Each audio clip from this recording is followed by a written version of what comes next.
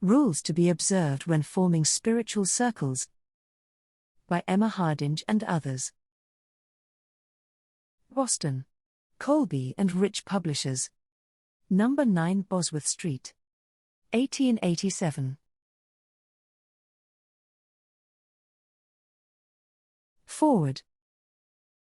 By Wendy M. I am adding a very brief foreword to this booklet to add perspective to the writings within it. This material was compiled and written in the late 18th century. As a result of the material being published in 1887, some suggestions and advice within it may offend the sensibilities of some listeners. This is not the intent of sharing spirit. The intent is to share early works of spiritualists with listeners. Please listen to this audio within the context of the time in which it was written.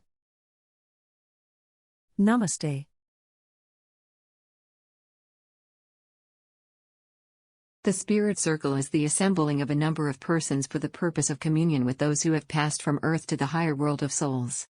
The chief advantage of such an assembly is the mutual impartation and reception of the combined magnetisms of the assemblage. These in combination form a force stronger than that of an isolated subject. First, enabling spirits to commune with greater power. Next, developing the latent gifts of mediumship in such members of the circle as are thus endowed, and, finally, promoting that harmonious and social spirit of fraternal intercourse among mankind on earth, which is one of the especial aims of the Spirit's mission. The first conditions to be observed relate to the persons who compose the circle, who should be, as far as possible, of opposite temperaments, as positive and negative in disposition, whether male or female, also of moral characters, pure minds, and not marked by repulsive physical or mental points. The physical temperaments should contrast with each other, but no person suffering from decidedly chronic disease, or a very debilitated physique, should be present at any circle, unless it is formed expressly for healing purposes.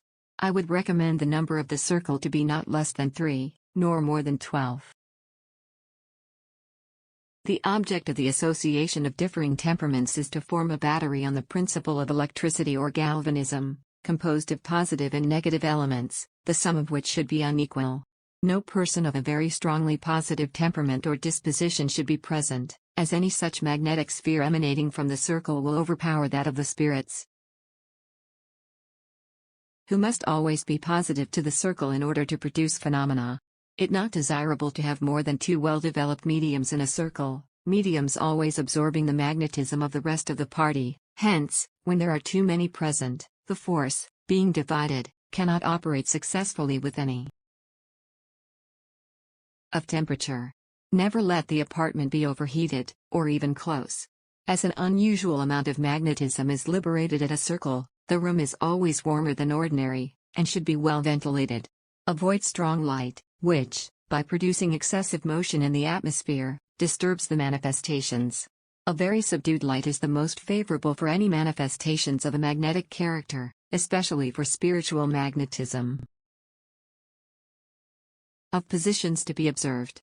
If the circle is one which meets together periodically, and is composed of the same persons, let them always occupy the same seats, unless changed under spiritual direction, and sit, as the most favorable of all positions, round a table, their hands laid on it, with palms downward.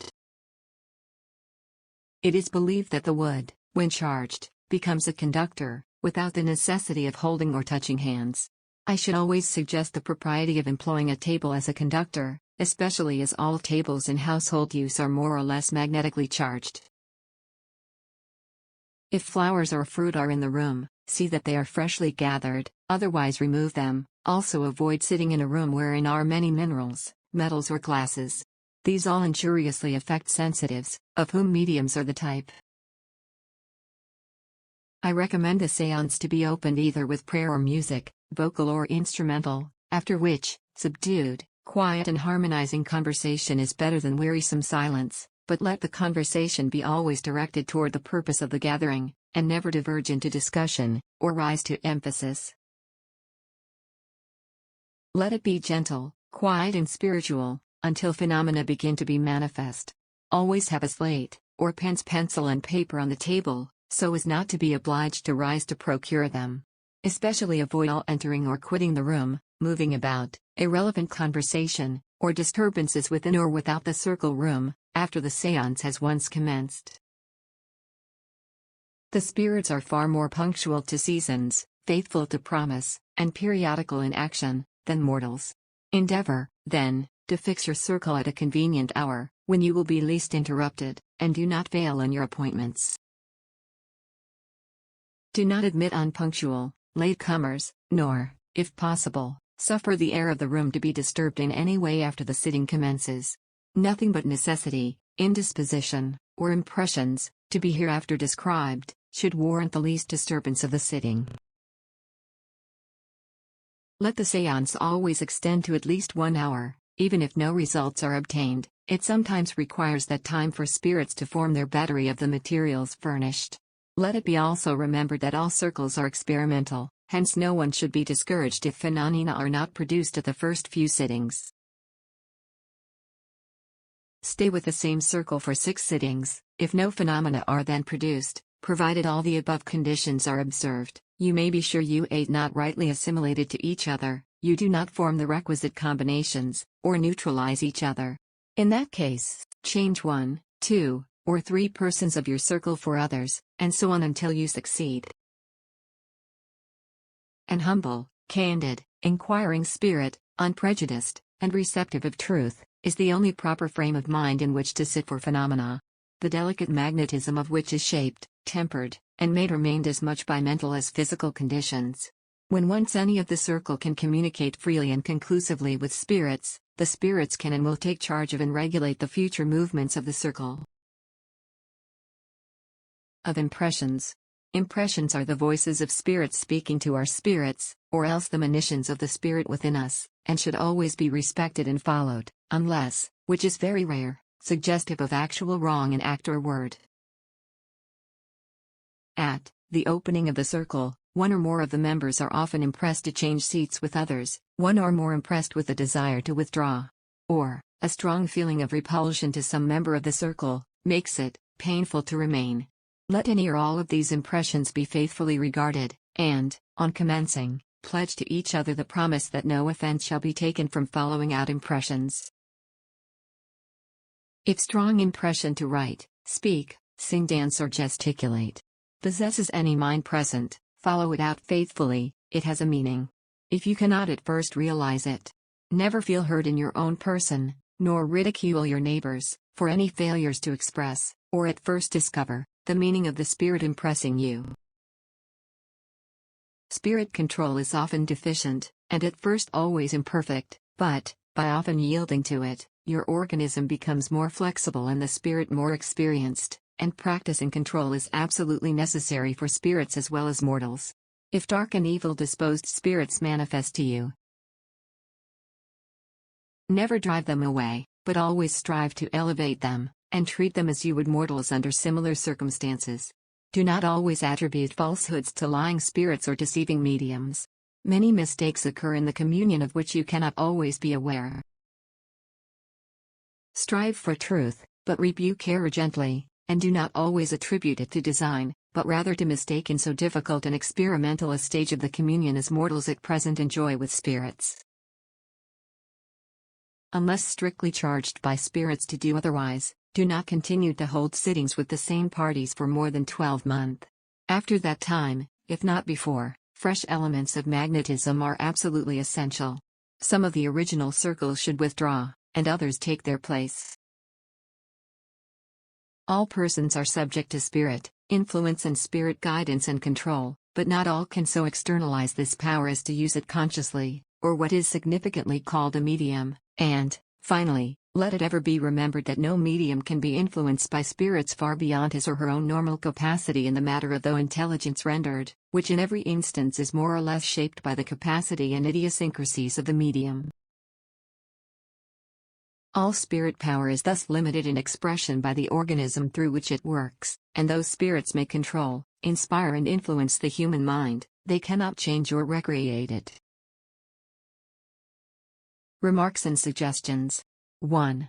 Evening is the best time to hold a circle, for the reason that the cares and duties of the day being past, The individuals composing it are, as a general thing, in their most passive condition, and all their surroundings in a quiet, subdued state, favorable to the efforts of their spirit friends to accomplish the purposes they have in view. 2. As many hours as possible previous to the time of holding the circle, its members should gain what repose they can from the fatigues of the day, and endeavor to attain an equable mental condition by disabusing their minds of all distracting thoughts of business or study. It is best to dispense with the evening meal until after the circle, or, if partaking of it, the food should be light, with no meats or strong tea or coffee. 3. The table employed should be of a size to comfortably seat the members of the circle uniformly around it, without any great distance between them, and no cloth or other articles should be on it, except paper and pencils, ready for use should occasion require. An equal number of each sex is desirable, and these should be seated alternately. But if there is a preponderance of either, that of females is preferable to males.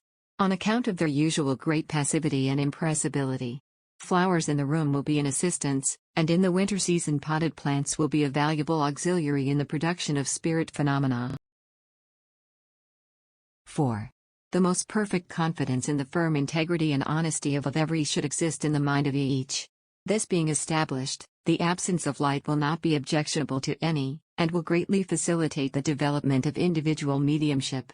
However, if total darkness is in the least degree objectionable, a soft, much subdued light, so placed as not to throw its direct rays upon the table or the faces of the sitters, may be employed. 5. The first indication of spirit presence is likely be the sensation as of cool, gentle breeze passing over the hands or faces of the sitters, though if is possible some one or more may be so largely mediumistic that an involuntary movement of the hand may occur. In which case it may be advisable to place pencil and paper where they can be used by that person. If required, even the appearance of lights, the production of raps, a tipping of the table, partial or full entrancement with its accompanying phenomena, or other manifestations, may be the earliest evidence of success. 6. Should the manifestations take the form of raps or of tipping the table, the usual signals may be employed, 1 rap or 1 tip for no, 2 for doubtful, or do not know, 3 for yes. When this is understood by spirits and mortals, questions relative to proper conditions of the circle for the best results will be first in order, such as, are we seated right? Shall we sing? Shall we converse? And any other of like nature. Bearing in mind that the question must be a simple and not a compound one. For instance, you can ask, shall we sing? But not shall we sing or converse? As the latter cannot be answered by a code of signals that indicate only yes, no, and doubtful. Names, dates and messages may be obtained by someone of the circle repeating aloud the letters of the alphabet and the numerals, and noting at which rap or a tip of the table occurs. If neither raps nor tips can be produced, the letter or figure is sometimes indicated by an involuntary movement of the hand. 7. Communication having been established, the form of mediumship to which each person is best adapted will be made known by the spirits in control of the circle, and directions given for further development. 8. The length of time the sitting is to be held on each evening will depend, when communication with the spirits is impossible, upon the condition and disposition of the sitters, and when communication is possible, upon direction of spirits having the circle in charge, but in no case should it be continued after a sense of weariness is felt. This, however, should be distinguished from that of drowsiness, as spirit influence may be mistaken for the latter. Actual bodily fatigue from too long sitting exhausts all, and may, and most frequently does, neutralize all advance that has been made during the evening, therefore when it appears, the sitting should terminate. 9. The chief qualifications for everyone who investigates spiritualism, either in a private circle of their own or in a public one, are patience, perseverance, and a disposition to recognize a truth and freely admit it to be one when convinced that it is. The latter is of special importance and value, and does more to aid the spirit than we of earth can possibly realize, whereas, on the other hand, a stupid silence, or what might be termed a willful offishness in this respect, dampens their ardor and retards their work. 10. The number of sittings to be held before satisfactory results are obtained is variable. The first, second, or third may witness them, or it may be very many will be called for before their attainment. One thing must be borne in mind: the absence of visible results is no proof that no advance has been made. Often most is done when the least is evident to any of our senses. Much has to be done by the spirit operators, doubtless much severe toil engaged in by them before the object of your meeting is accomplished. They are the workers, you simply wait to receive the inestimable blessings that through their labors are bestowed upon you. Therefore it is not unreasonable to ask that you bring to each session of your circle the requisites above mentioned: patience, perseverance and recognition.